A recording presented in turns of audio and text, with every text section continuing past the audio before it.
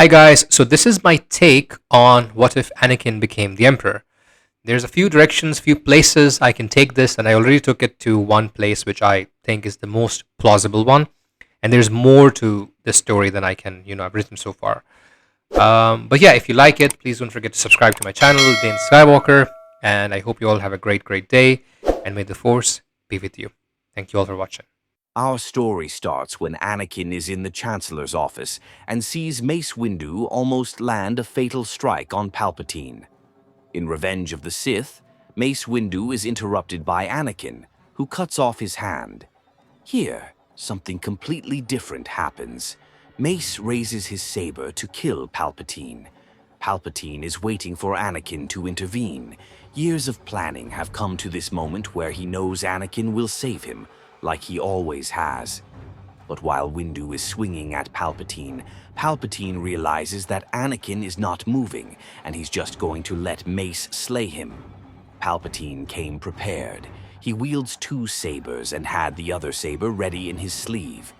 He uses the Force to quickly grab the saber and hit Mace's leg with extreme speed. But the legendary master withstands the pain and still lands the fatal blow on Palpatine. Mace Windu is injured. He drops to the floor and his lightsaber rolls away. But he's alive, and Palpatine is dead. You saw everything that happened here, Skywalker, didn't you? I had to end it, says Mace. Yes, but he was better to me alive, says Anakin.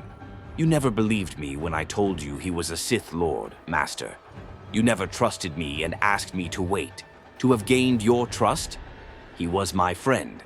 Mace is horrified. He senses danger. Skywalker, calm yourself and call for help, he requests. You will pay for this, Master, says Anakin. This was the perfect moment for Anakin to get Mace, who was injured and exhausted. Mace tries to reach for his saber, but Anakin already has it. Looking for this? Master, mocks Anakin. Skywalker, you've gone too far, says Mace. Anakin ignites both sabers. He rushes toward Mace and stabs him. Mace looks at him, disgusted, and asks, Why, Skywalker? Anakin replies, I will save her. The dark side of the Force is a pathway to many abilities. I will find out how to save her. Mace, confused, dies. Anakin, now fully consumed by the dark side, stands alone in the dim chamber of the Chancellor's office. The room is silent, still stained by Palpatine's blood. The air hums with cold power, and Anakin feels it wrapping around him like a second skin. He opens a secure channel. Masameda, he says, his voice low, steady, unnatural. Ameda appears, pale and shaken. Skywalker, is he? He's gone, Anakin replies. The Sith threat is over. Now we bring peace. There's a pause, then, calculating as ever, Masameda nods slowly. The laws are clear. As acting Supreme Chancellor, you inherit all emergency powers. The Senate will ratify it if they know what's good for them. Anakin doesn't blink. Then see to it. Ameda bows his head slightly. Of course, my Emperor. Maz Ameda moves swiftly, leveraging Palpatine's meticulously crafted emergency protocols to position Anakin as the legitimate successor. He notifies the Senate, framing the Jedi as traitors who assassinated the Chancellor in a brazen coup. Ameda cites obscure Republic laws, invoking the Emergency Succession Act, which allows the Chancellor's designated deputy, Anakin in this case, to assume power during a crisis. To ensure compliance, Ameda discreetly deploys Coruscant's security forces to monitor key senators, while loyalists in the Senate, already swayed by Palpatine's influence, push for swift ratification. The Senate convenes in an emergency session broadcast across the galaxy. Ameda presents falsified evidence of a Jedi plot, including doctored holo recordings of Mace Windu's attack on Palpatine, painting Anakin as the hero who avenged the Chancellor.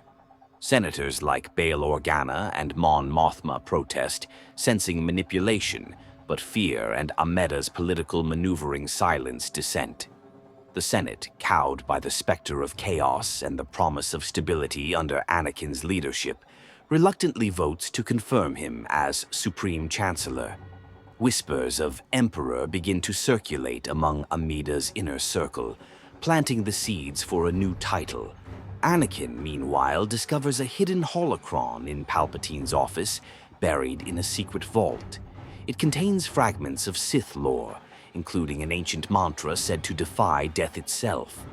The mantra's origins are unclear, but its dark promise resonates with Anakin's desperation to save Padme. He studies it obsessively, unaware that it was one of Palpatine's many tools to manipulate him. Mas Amedda tells Anakin what he has done, how he has ensured that Anakin has the power, and tells him about laws he can use to stop this Jedi uprising, one being Order 66. Anakin, surprised and shocked that such an order existed, realizes that Palpatine was going to use this on the Jedi, and for a moment is impressed. He turns to the holotable, brings up the clone command frequencies. His fingers hover over the keys. The old Jedi part of him hesitates for a split second. Then he speaks. "This is Supreme Chancellor Skywalker. Execute Order 66. The events take place similarly, and the Jedi Temple Purge is going as planned. The Jedi have started to fall, and Anakin tells the clones not to harm the restricted section of the library. Since Anakin didn't know that the Separatists were on Mustafar, the Separatist leadership is still alive. Most of the Jedi die, and Anakin remains on Coruscant. He hears reports of an uprising in the Jedi Temple. Obi-Wan and Yoda were fighting the clones. Anakin goes there personally to lead a charge against Kenobi. He takes his 501st and clone commanders with him. Obi-Wan looks at Skywalker and says, "Oh, good, Anakin. The clones have turned on us. Let's get out." But as he finishes saying that, a whole legion of clones come behind him. "Anakin? What is this?" "You always underestimated me, Obi-Wan," Anakin says, his eyes turning yellow. "And you will pay. Anakin, what have you done?" "I have restored peace, Obi-Wan, and I will restore order to my new empire." "Your new empire?" Obi-Wan says in disbelief. "Anakin, my allegiance is to the Republic, to democracy." "If you're not with me," Anakin says coldly, "then you're my enemy." And they fight. They fight in the same way they did on Mustafar in the movie. Meanwhile, Yoda is in the temple looking for clues and is killing clones. But it's getting too much for him. There are so many. Anakin and Obi-Wan are still fighting, but Anakin is getting the upper hand. Fatigued, Obi-Wan mocks him. "I have failed you, Anakin," says Obi-Wan. "What would Qui-Gon think, Anakin?" says Obi-Wan. "You go ask him, Master," replies Anakin, and he lands blow after blow. There's no high ground outside the temple, and the clones look at a tired Obi-Wan. Obi-Wan uses the Force and makes a giant column fall toward Anakin and the clones. Anakin tries to stop it using the Force. As Kenobi flees, clones shoot at him but miss. He escapes and contacts Yoda, who also flees the temple. "We should have faced him together, Master," says Obi-Wan. "The clones he has, difficult it would have been. Survive the Order, make sure we must," replies Yoda. They all flee to Polis Massa. Anakin goes to Padme. He knows he must have her by his side. He goes to her quarters. Padme sees him and hugs him, relieved that her husband is alive, her baby belly grown more. She asks Anakin what has happened. He doesn't pay attention. He's just looking at the babies.